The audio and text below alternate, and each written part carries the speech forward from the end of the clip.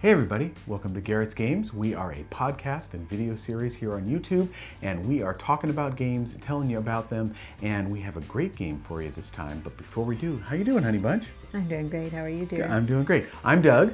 I'm Shelley. And we're Garrett's Games of Geekiness.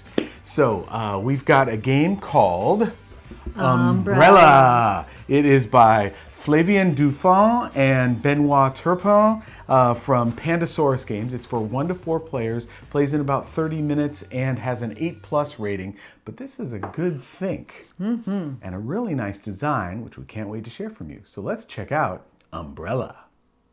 Okay, so we have Umbrella set up here as a 2-player game. It plays up to 4 players, but this would be a 2-player game where, I would be sitting over here, probably, and looking at the board this way, and then Shell would be sitting over here and looking at the board this way. We wanted to give you this perspective so that you could see it. And the idea here is that you're creating patterns. And, it's really nice, by the way. Nice wooden pieces for the umbrellas that come in the 4 different colors. And then you have places where you're getting the umbrellas from, okay? And it's a slide game. So its subtitle, by the way, is Sliding in the Rain, all right? So that's instead of singing, you're sliding.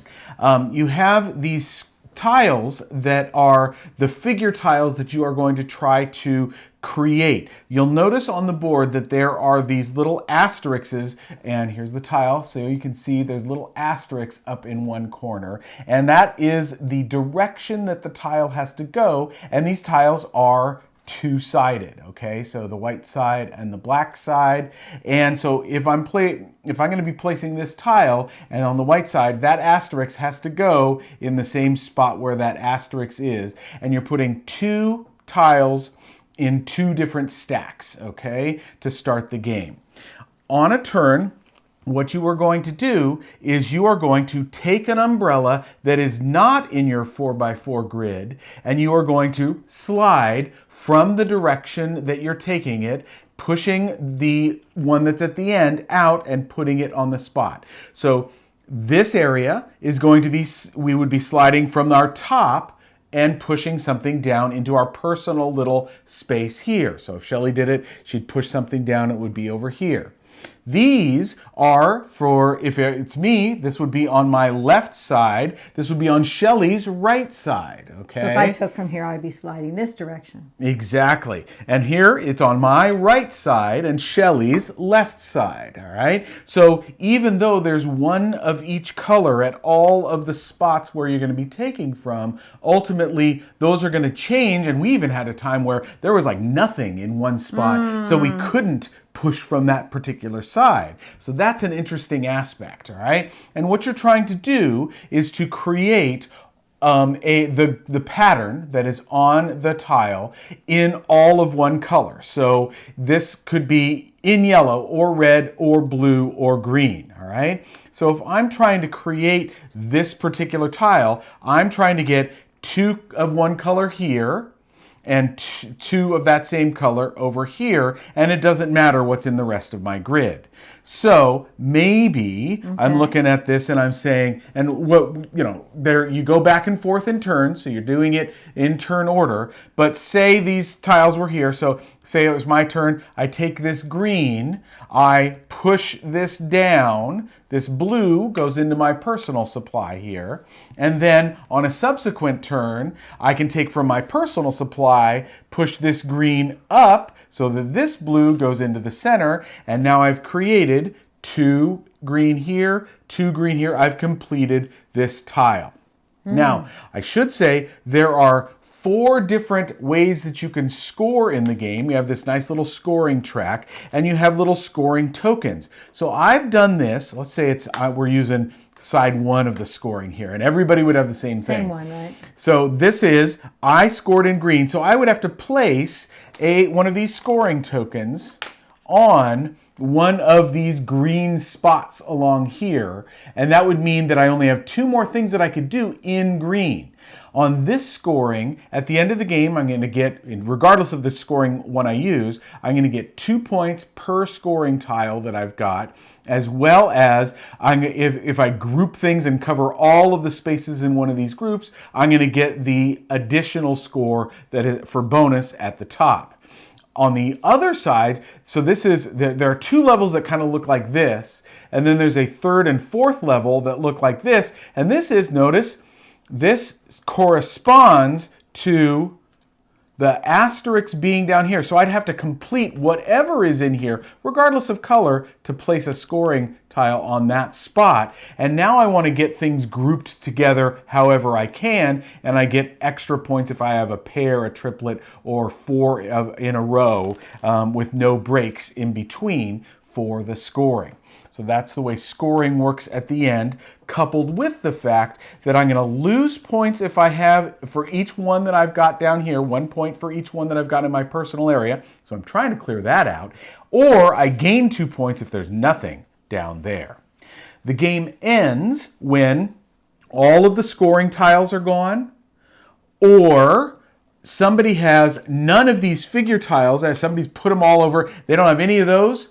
That's the other way that it happens. Or, and I think this would be very weird to have this happen when you got a lot of tiles, maybe in a 4-player game, somebody's got 10, they filled up basically their board for scoring, and they've completed it that way. Everybody else will get one more turn, and that would be the end of the game.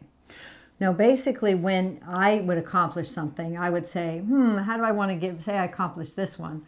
I'd have to look at Doug's board and see, I'd have to line up his asterisks, but I'd have to go to the first empty spot here. On my to the I would left, be looking, from left to is right. this going to be easy for him to accomplish, or is this going to be easier for him to accomplish with the asterisks in the right place? Right. And then I would give it to him the way I wanted it to go to. And I have to put it, and if I were in a problematic situation where I'm not doing, Shelley finishes another, she chooses the side, but I get to choose where that asterisk goes. I can put it on any of those piles. Otherwise, you put it in the first blank spot. Exactly. And that's the game. Yeah. So what'd you think of this one, Honey Bunch? I love this game. Yeah. It's so much fun. It's such a good thing to think which ones to slide, which is going to affect the other ones, which colors you want to grab to push in.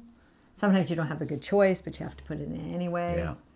And you tend to accomplish I do. One color, a lot of it, and then you're like, oh, that color's dead to me. Now I got to try to get rid of all those colors. Because you've got a bunch of that color to try to do the accomplishing. Right. It's nice if you can look ahead and say, okay, I can get this one in a couple moves, and then by moving this one, I'm setting this other one up to be able to accomplish it in a couple of moves. But, that's a lot to think about. Yeah, that's a lot to think about. But it is so fun to say, okay, I'm going to slide this one in, I'm going to move this one over. It's very, very... very tactile and awesome. Right, and this is a perfect example of how having the inlaid board just takes it a step higher in terms of quality.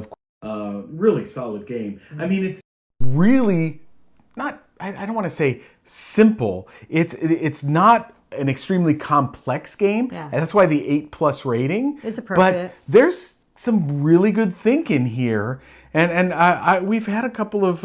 we've had very close games. Well, we've had some very close games. We've also had some that were not that close. Well, there was one that wasn't that close. But, when you're sitting there, I mean, there are a couple of times where you're like, oh, my brain, oh. Or you make a tragic error. You're like, no, why did I do that first? I should have done this move first. Well, the other thing that, of course, is part of what you have to deal with is like, okay, all I need is a red to slide in from the right side. And there's no red. There's no red. It's on people's boards. Right. Or you're trying to think, how can I slide something off so that maybe if you don't take it, I'll be able to get the red next time. Right. Can I, I've got this one up in, it's on the top row, but it's 3 over, and I actually needed 4 over, or no, I actually needed 1 below and over there. So, I've got to do this over down and over there, Yeah, it's a really fun game. Really a fun game. Oh my gosh. Definitely. We love this one. Yeah. So check it out. This one's a fun one. Again, it is Umbrella from Flavien Dauphin and Benoit Turpin. Pandasaurus, 1 to 4 players, 30 minutes, 8+. Hey, before you leave, give us a thumbs up. subscribe, guys. And, check out the podcast. Check out, you can sponsor us on patreon.com/Garrett's Games, or down in the show notes, check out the extensive list of games that no longer fit on our shelves, but belong on your table. Holidays are coming up, guys. We got some nice games. They're in really good condition, and we'd love to pass them on to you, and that helps support the podcast. All right? Regardless, thanks for watching. Thanks for checking this out, and tell your friends. We look forward to talking to you later. Bye.